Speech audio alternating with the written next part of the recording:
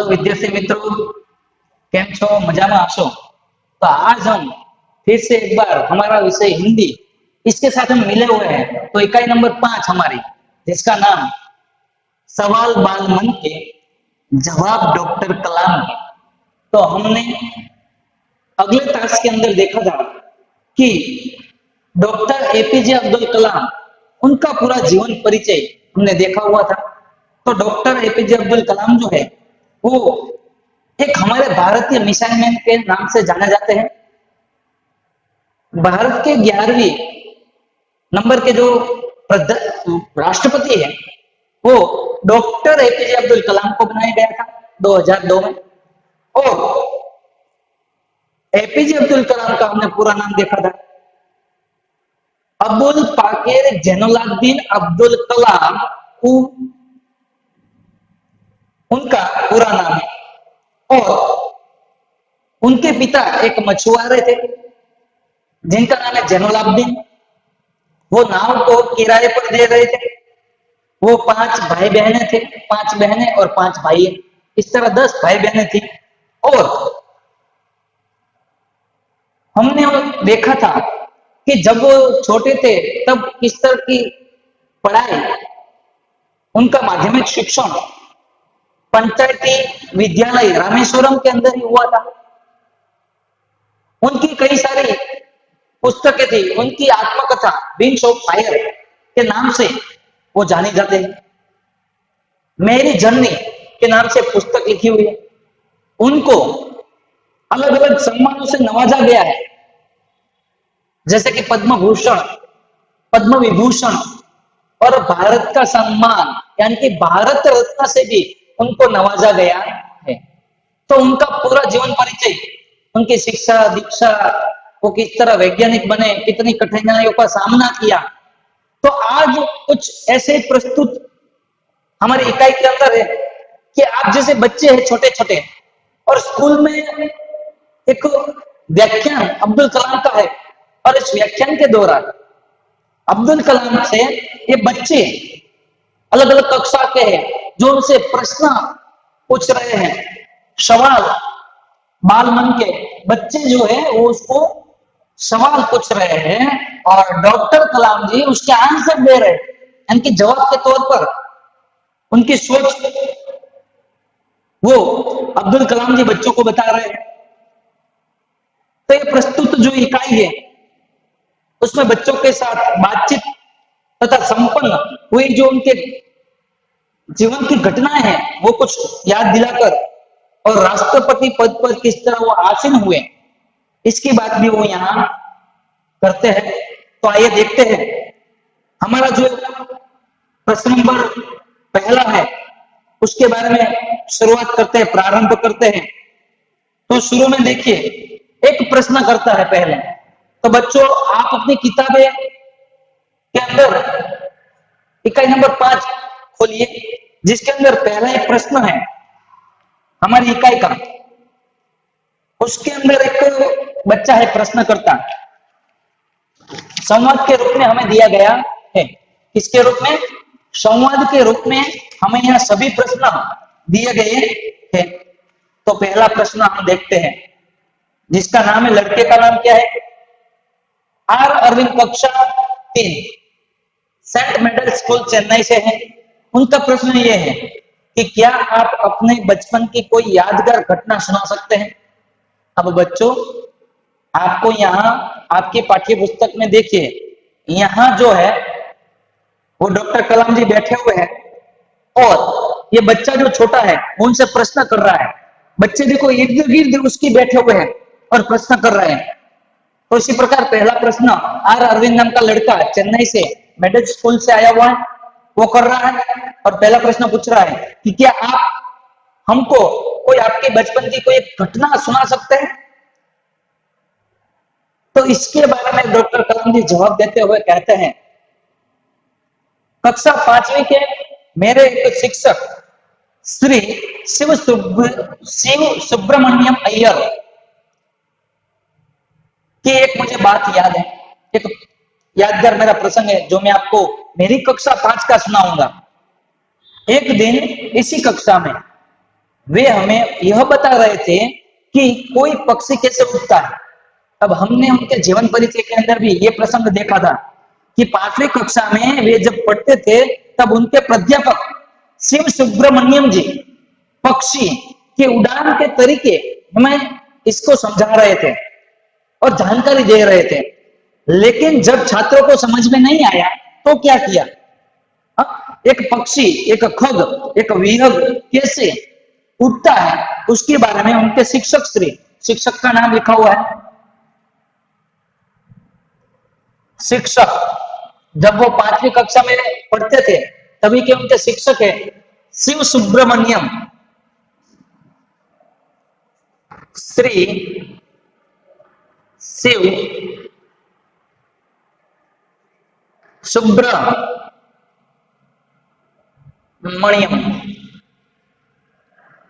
शिव सुब्रमण्यम अय्यर। अब ये रामेश्वरम जो है वहां पे पढ़ रहे हैं तो वहां नीचे हम जाएंगे तो अय्यर ऐसे कई सारे नाम उसकी जो सरनेम में वो होती है। तो यहाँ पर भी शिव सुब्रमण्यम अय्यर जी जो है उनके शिक्षक वो इसे यहाँ पढ़ा रहे हैं और कह रहे हैं कि जब मालूम न है तो सभी बच्चों को वो एक समुद्र तट पर ले गए। कहाँ ले गए? समुद्र तट पर ले जाकर उन्हें जीवंत उदाहरण दिया। कहाँ ले गए सब बच्चों को? समुद्र तट पर ले गए। यहाँ हम शब्दार्थ लिखेंगे, आपको भी अपनी कॉपी के अंदर इस शब्दार्थ को लिखना है। पहला है तट यानी कि किनारे पर, किनारा। तो उन्हें लगा कि बच्चे ये समझ नहीं रहे क्लास के अंदर, तो उन्होंने लाइव यानी कि जीवंत लाइव उदाहरण देने के लिए वो ले गए। जीवंत यानी कि जीता जागता। यहाँ पे दूसरा है जीवंत यानी कि जीता जागता। यानी कि हम कहते हैं लाइव प्रसारण के अंदर वही सभी बच्चों को ले गए और समुद्र तट पर जाकर उन्हें समझाने लगे कि देखो कि ये जो पक्षी है वो इस तरीके से उड़ान भरते हैं अपनी। क्या भरते हैं? उड़ान। उड़ान को क्या हम कहेंगे? फ्लाइंग करते हैं, टेक ऑफ। किस तरह से वो करते हैं वो यहाँ समझा रहे थे। एक पक्षी किस तरह से उड़ता है। तो उन्हें हमें रामेश्वरम के समुद्र तट पर ले जाकर एक जीवंत उदाहरण दिया हमारे शिक्षक श्री शिव सुब्रमण्यम अय्यर जी ने। वह एक ऐसी घटना थी, डॉक्टर कलाम जी कह रहे हैं कि वह एक ऐसी घटना थी कि यादगार घटना थी हमारे लिए। कैसी घटना? यादगार घटना थी जो मेरे मन और मस्तिष्क में हमेशा के लिए क्या हो गई? बैठ गई। यादगार यहाँ एक शब्द है हमारे लिए। कौन सा शब्द है? यादगार। यादगार यानी कि अविस्मरणीय। क्या कहेंगे? अविस्मरणीय। क्या? अविस्मरणीय। ये हमारे लिए घटना है जो हम कभी भूल नहीं सकते हैं।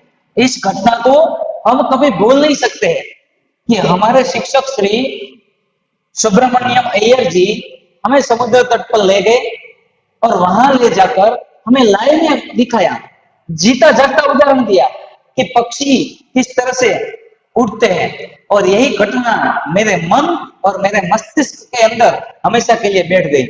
मस्तिष्क यानी कि दिमाग। मस्तिष्क यानी कि क्या बच्चों? दिमाग। जिसके अंदर मस्तिष्क यानी कि दिमाग जो मेरे मन के अंदर, मेरे दिमाग के अंदर इस तरह फिट हो गई है, बैठ गई है कि वो कभी अब निकल नहीं पाएगी। इसलिए मुझे आगे विज्ञान पढ़ने की प्रेरणा मिली। इससे मुझे वैज्ञानिक बनने की जो प्रेरणा है, प्रोत्साहन है, वो मुझे यहाँ से मिला। प्रेरणा यानी कि प्रोत्साहन, उसे प्रोत्साहन मिला कि मैं अब यहाँ से विज्ञान पढ़ूंगा। गणित, ये जो मेरे दिलचस्प विषय थे, उसे उसके अंदर मेरी दिलचस्पी तब जगी जब मेरे शिक्षक श्री शिव सुब्रमण्यम जी समुद्र तट पर जाकर हमको लाइव उदाहरण दिखाया। ये था उनका एक बचपन की एक यादगार घटना। अब आगे देखते हैं बच्चों। सरयू मरक ऐसा एक नाम है, सरयू मरक कक्षा 5 वाल्मीकि नगर हिंदी माध्यमिक शाला से आया है और नागपुर से है। वो पूछ रहे हैं बचपन में हमें किस भाषा को प्रमुखता देनी चाहिए। अब यहाँ मरक का एक प्रश्न है कि बचपन में छोटी अवस्था के अंदर, बचपन यानी कि छोटी अवस्था, उसके अंदर किस भाषा को हमें प्रमुखता देनी चाहिए बच्चों। अब देखो इस बच्चे का प्रश्न, भाषा को प्रमुखता देना। अब प्रमुखता यानी कि महत्व, पहले तो प्रमुखता का अर्थ समझे। प्रमुखता यानी कि महत्व। जब हम छोटे थे, बचपन की अवस्था में थे, तो हमें किस भाषा में पढ़ाई करनी चाहिए, हमें किस भाषा को अपनाना चाहिए, प्रमुखता देनी चाहिए, ये वो कह रहे थे। तो वो समझाते हुए कहते हैं, डॉक्टर कलाम का जवाब सुनिए क्या कहते हैं डॉक्टर कलाम जी। मैं स्वयं माध्यमिक शिक्षा तक की पढ़ाई अपनी मातृभाषा में पूरी की। अब डॉक्टर कलाम जी जो है वो खुद उनकी पढ़ाई माध्यमिक तक की पढ़ाई उन्होंने अपनी मातृभाषा में दी, यानी कि वहां की जो तेलुगु कन्नड़ जो भी भाषा बोली जाती होगी उसी भाषा में उन्होंने क्या लिया, अपनी शिक्षा माध्यमिक शिक्षा पूर्ण की। और फिर जब वो कॉलेज में आए और उससे आगे की जो शिक्षा थी यानी कि अभ्यास, वो अंग्रेजी माध्यम के संस्थाओं में हुई। किस माध्यम के संस्थाओं में, अंग्रेजी माध्यम यानी कि इंग्लिश मीडियम की संस्थाओं में की। क्योंकि जब हम कॉलेज में आते हैं, जब हमें आगे पढ़ने के लिए जाते हैं, तो हम बाहर जो विदेश है उसके अंदर पढ़ने के लिए जाता है, तो माध्यम हमारा बदल जाता है। लेकिन मेरी माध्यमिक तक की शिक्षा जो है वो मैंने अपनी मातृभाषा के अंदर ली, यानी कि प्रादेशिक जो भाषा है वहां। तो मेरा यह मानना है, इसीलिए मैं यह मानता हूं कि हम कॉलेज में भी अपने माध्यम के रूप में मातृभाषा का चुनाव करें। कि हम जब कॉलेज में आए तब उस कॉलेज का जो माध्यम है यानी कि उसका जो मीडियम है वो हम किस मातृभाषा में यानी कि अपनी भाषा में उसका चुनाव करें। चुनाव करना यानी कि पसंद करना, चुनाव यानी कि पसंद। अब हम जब पढ़ रहे हैं तो मैंने भले ही मैं यह मानता हूं कि मेरी जो शिक्षा है वो किसमें, मेरी शिक्षा आखिर कॉलेज की आगे की पढ़ाई मैंने अंग्रेजी माध्यम में की। लेकिन मैंने इससे सीखा कुछ कि जब हम कॉलेज में आए, जब हम आगे पढ़ाई करने जाए, तब उसकी शिक्षा हमारी मातृभाषा में होनी चाहिए। और क्यों होनी चाहिए वो आगे बताते हैं। क्योंकि युवा अपनी मातृभाषा में ही सोचता है। सोचना यानी कि हमारी सोच, हमारे विचार जो है वो किस भाषा में सोचता है, उनके विचार अपनी मातृभाषा में ही आते हैं। यहां तक कि उसी में ही अपनी बात सहजता से वो कह सकता है। इसके लिए वो सक्षम है यानी कि मजबूत है। सहजता से यानी कि आसानी से, सहजता।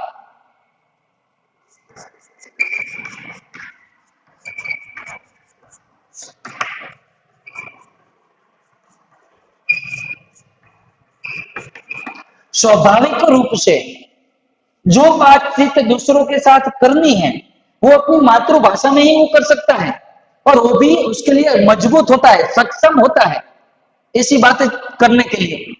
इसीलिए अपनी मातृभाषा का चुनाव करना चाहिए भाई।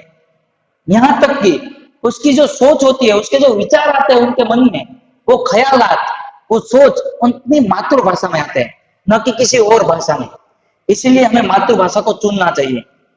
पर इसी में इसमें कोई दो राह नहीं है, यानी कि कोई दो सूचन नहीं है। राह यानी कि सूचन, कोई दो प्रकार के सूचन नहीं है बच्चों कि जो वैश्विक स्तर पर संपर्क की भाषा के लिए, वैश्विक यानी कि विश्व के संबंधित कोई जानकारी प्राप्त करने के लिए, उसके संपर्क में रहने के लिए अंग्रेजी जैसे एक संपर्क भाषा की नितांत आवश्यकता है। ये अब वाक्य समझने वाला है कि इसके अंदर कोई दो राह नहीं है, यानी कि दो सूचन कभी नहीं हो सकते कि जब कि वैश्विक स्तर पर संपर्क की भाषा के लिए हमें अंग्रेजी जैसी भाषाओं को संपर्क में रहना पड़ेगा निरंतर। उसके अंदर हमें अत्यंत आवश्यक है कि हम उसके अंदर अभ्यास करें, यानी कि वैश्विक वैश्विक वैश्विक यानी कि क्या बच्चों? तो वैश्विक यानी कि विश्व से संबंधित,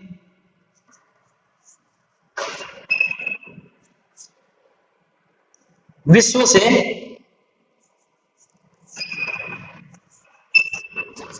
विश्व से संबंधित कोई संपर्क की भाषा हमें बनानी है तो उसके लिए हम किसका उपयोग कर सकते हैं बच्चों? अंग्रेजी भाषा का।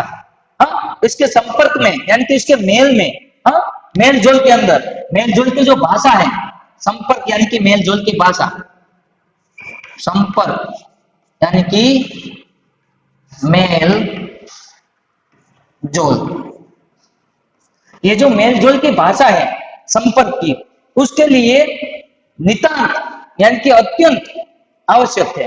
क्योंकि हम जब वैश्विक स्तर पर कोई काम करते हैं हमारे देश के लिए, या हमारा बिजनेस है, भारत देश का बिजनेस एक दूसरे देश के साथ जुड़ना है, तो उसके दोनों को संपर्क में रहने के लिए, उसके मेल जोल के लिए हमें अंग्रेजी भाषा की अत्यंत आवश्यकता है।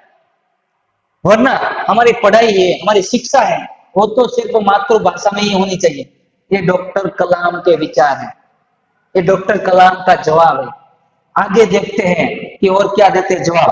तो अंश पटेल, अब अंश पटेल है, कक्षा 5 में पढ़ रहा है, चंद्रलाल विश्वविद्यालय बंबई से। उसका एक प्रश्न है, आइए प्रश्न सुनते हैं। यदि हम आपकी तरह बनना चाहें तो हमें क्या करना पड़ेगा? बहुत अंश पटेल का सही प्रश्न है कि अगर हमें आपकी तरह बनना है, हमें वैज्ञानिक बनना है, हमें फ्लाइट इंजीनियर बनना है, हमें एरोस्पेस बनना है, हमें एक लेखक बनना है वैज्ञानिक के तौर पर, तो हम किस तरह की हमें कार्य करने होंगे, किस तरह की हमें पढ़ाई करनी होगी, इसकी वो यहाँ जानकारी देते हैं डॉक्टर कलाम जी। तो आइए जानते हैं कि डॉक्टर कलाम का जवाब क्या होगा। डॉक्टर कलाम का मजे का जवाब है, सुनना। जब आप युवावस्था में कदम रखते हो तभी आपको जीवन में लक्ष्य निर्धारित कर लेना चाहिए। अब आप देखो, अभी आप बाल्यावस्था में हो, अब आप युवा अवस्था में जाओगे, यानी कि आप युवान हो गए। युवा यानी कि युवानो, युवा यानी कि युवान। आप अपनी युवानी में प्रस्थान करोगे, आप उसके अंदर कदम रखोगे। कदम रखना यानी कि आरंभ होना। जब आपकी युवा अवस्था आरंभ होगी तब आपको अपना जो लक्ष्य है वो एक निर्धारित करना होगा, यानी कि लक्ष्य आपको निश्चित करना होगा। लक्ष्य यानी कि ध्येय।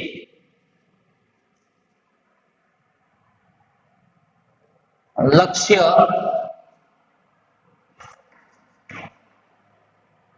लक्ष्य निर्धारित करना क्या है? लक्ष्य निर्धारित करना, यानी क्यों, इसका मतलब यह है कि ध्येय जो है वो निश्चित करना। डॉक्टर कलाम कह रहे हैं जब आप युवानी के अंदर पैर रखो, अपना पहला कदम रखो, तब आपको अपना एक लक्ष्य, एक गोल, एक ध्येय आपको निश्चित कर लेना होगा पहले तो। और फिर क्या करना है? हर बच्चा कहता है कि साहब मैंने तो अपना ध्येय बना लिया कि मैं पुलिस वाला बनूंगा, मैं वैज्ञानिक बनूंगा। लेकिन वही पुलिस वाला, अब वही वैज्ञानिक और वही शिक्षक बनने के लिए आपको क्या करना होगा वो बता रहे। अपने ध्येय निश्चित कर लिया मन से कि मैं इंजीनियर बनूंगा, कि मैं डॉक्टर बनूंगा, कि मैं पुलिस वाला बनूंगा, कि मैं एक सिपाही बनूंगा। ये जो ध्येय आपने निश्चित किया है, उसी गोल को पाने के लिए आपको क्या करना होगा? हमेशा कुछ बड़ा करने की सोचें। आपका ध्येय मैंने अभी बताया, आपका लक्ष्य ऊंचा होना चाहिए, आपकी उड़ान ऊंची होनी चाहिए, आपकी सोच विचार भी ऊंचे होने चाहिए, और नीच नीच विचार आपके मन में कभी नहीं आने चाहिए। आपको हमेशा कुछ बड़ा करना है, देश के लिए चाहे अपने लिए, लेकिन कुछ बड़ा सोचो, सोच बड़ी होनी चाहिए। हाँ, क्योंकि सोच बड़ी होगी, आपका हौसला बड़ा होगा, तो ये आप हौसलों की उड़ान भर सकते हैं, वरना कभी भी नहीं भर सकते आप, याद रखना। तो फिर वो कहते हैं कि अपना ध्येय है वो ऊंचा रखो। जैसे ही यह अनुभूति हो कि आप आखिर बनना क्या चाहते हैं, तभी उसी दिशा में प्रयास और श्रम प्रारंभ कर दो। आपने अपना ध्येय निश्चित कर लिया, आपने अपने गोल निश्चित कर लिया, आपको इसकी अनुभूति होने लगेगी कि मुझे यह बनना है, मेरा रास्ता अब यही है, इसी रास्ते के ऊपर मुझे चलना है, और इसके ऊपर आप प्रयास जो है वो प्रारंभ कर दो, प्रयत्न, आप उसी ओर आपके प्रयास, प्रयास यानी कि प्रयत्न, आपके जो प्रयत्न है वो उसी दिशा में, उसी रास्ते के ऊपर आप क्या कर दो, प्रारंभ कर दो। आपके प्रयत्न, आपके प्रयास, आपकी कोशिश, प्रयास यानी कि कोशिश। इस कोशिश के ऊपर से एक पंक्ति मुझे याद आती है हरिवंश राय बच्चन की, मधुशाला के अंदर उन्होंने लिखा, हरिवंश राय बच्चन ने, कोशिश के लिए, प्रयत्न के लिए, कोशिश करने वाले की कभी हार नहीं होती, और किनारे पर बैठकर कभी नैया पार नहीं होती। हरिवंश राय बच्चन जी ये कहते हैं कि हमेशा आपके जीवन में आप कोशिश करते रहो, आप प्रयत्न करते रहो, आप अवश्य सफल होंगे।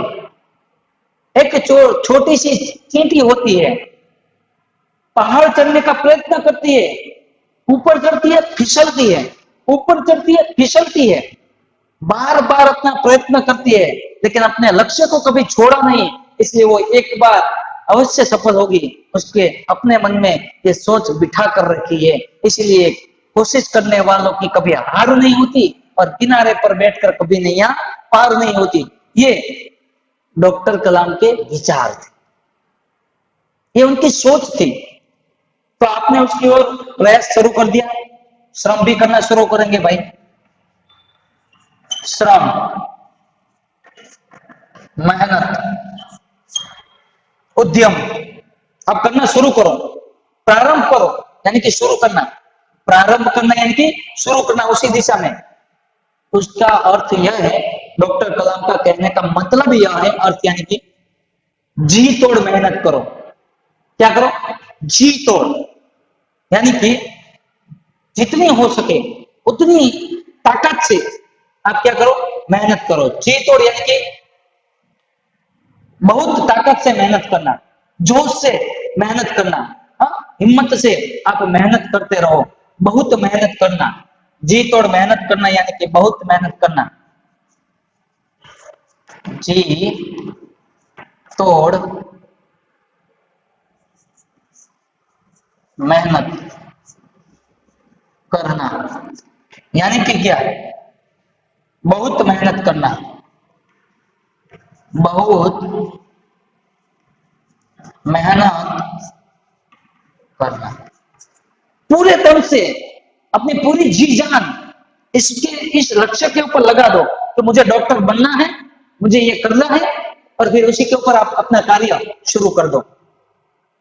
और ज्यो ज्यो आगे कहते हैं, ज्यो ज्यो आप आगे बढ़ेंगे तो आपका सामना बाधाओं से होगा, कठिनाइयों से होगा। अब देखो, अब हम जिस रास्ते के ऊपर चल रहे हैं, जिस पटरी के ऊपर हम जा रहे हैं, उस पटरी को बराबर अपने सोच से उसके ऊपर ध्यान लगाकर, मन लगाकर आपको कार्य करना है। और जब जब आप आगे बढ़ोगे तो समस्याओं का सामना होगा। समस्या, हाँ, यानी कि सामना होगा आपका बाधाओं से, यानी कि आप उसको प्रत्यक्ष देखेंगे, मुश्किलों को। बाधा यानी कि मुश्किलें,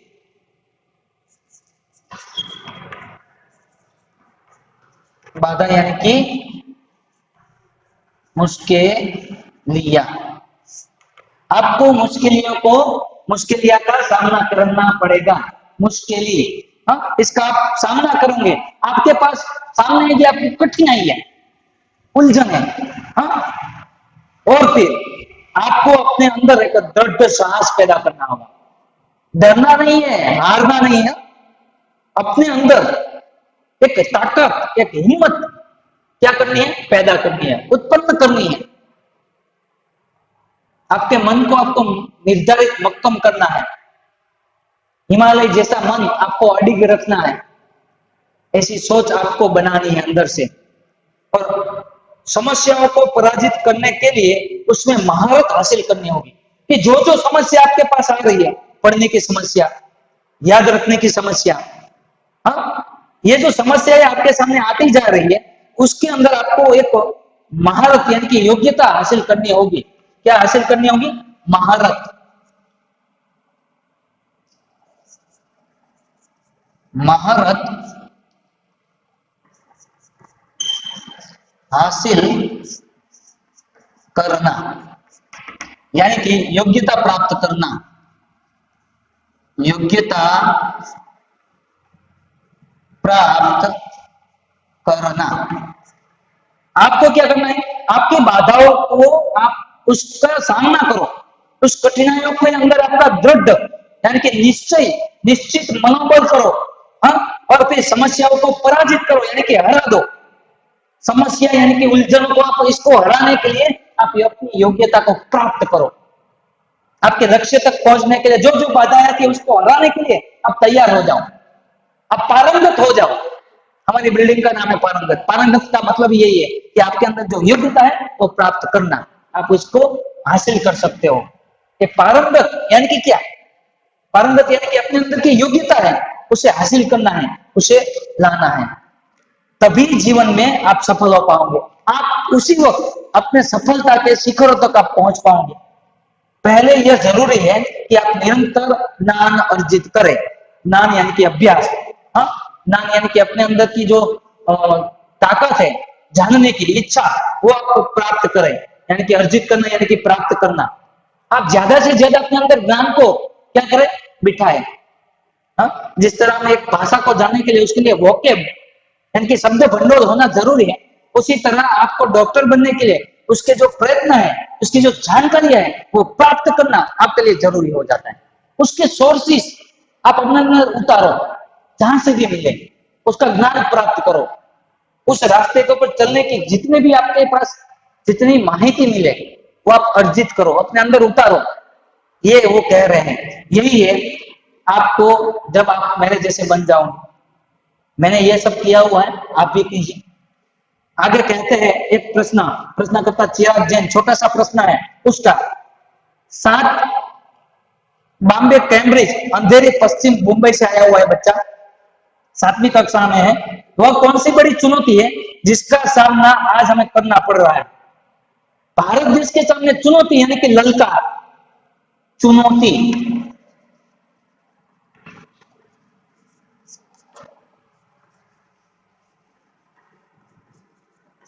भारत के सामने सबसे बड़ी पड़कार रूप, ललकार रूप चुनौती कौन सी है जिसका आज वो सामना कर रहा है? तो डॉक्टर कलाम जी यहाँ बता रहे हैं कि भारत देश के सामने सबसे बड़ी चुनौती है 2020 2020।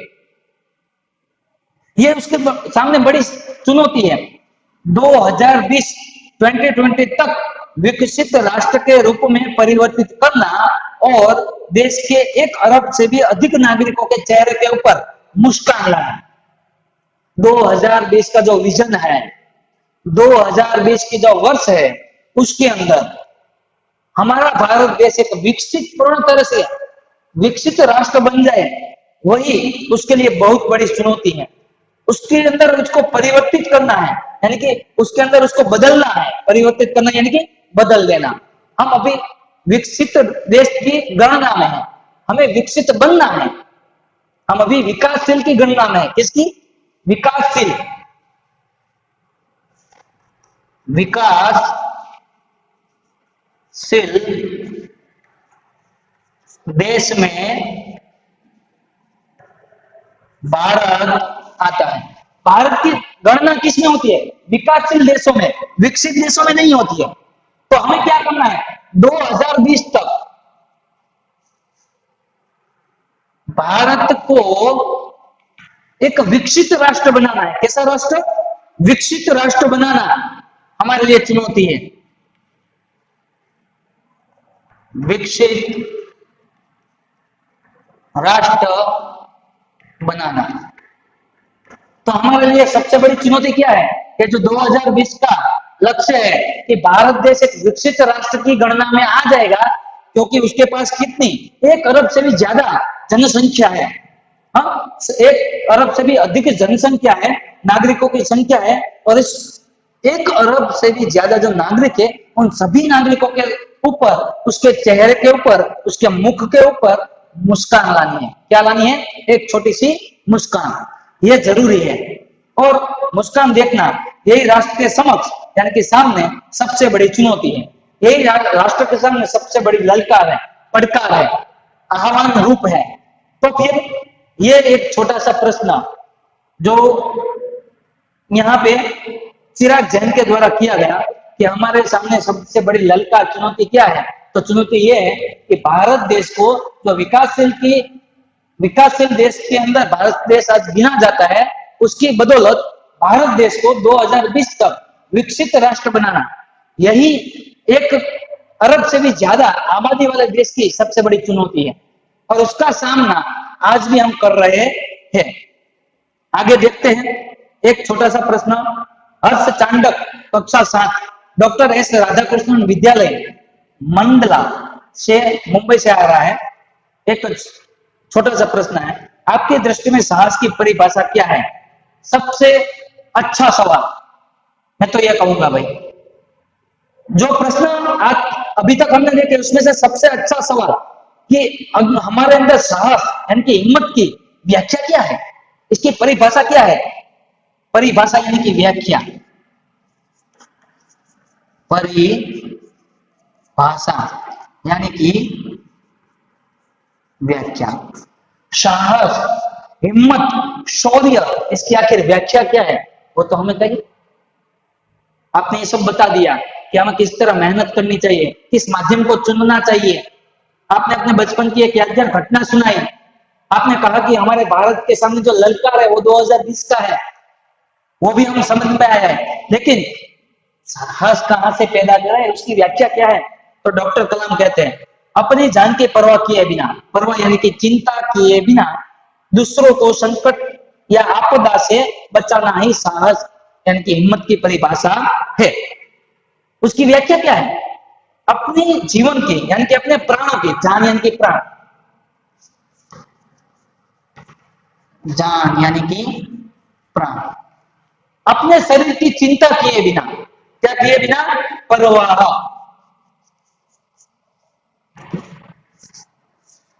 परवाह यानी कि चिंता, अपनी जान की परवाह किए बिना दूसरों को यानी कि किसी और को संकट यानी कि मुश्किल और आपदा यानी कि मुसीबत, संकट यानी कि मुश्किलों से,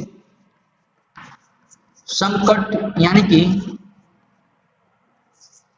मुश्किल और आपदा, ऐसा लिखा हुआ है ना, आपदा यानी कि मुसीबत,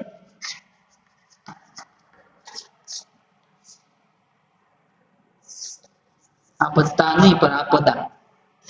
हमें दूसरों को संकट यानी कि मुश्किल से और आपदा यानी कि मुसीबत से बिना सोचे समझे, मतलब कि बिना सोच विचार किए, मेरा कहने का मतलब ये है, उसको वहां से बचाना, यही साहस की परिभाषा है, यही हमारे हिम्मत की परिभाषा है, यही उसकी व्याख्या है कि हमारी जान की परवाह किए बिना हम दूसरों को बचाए।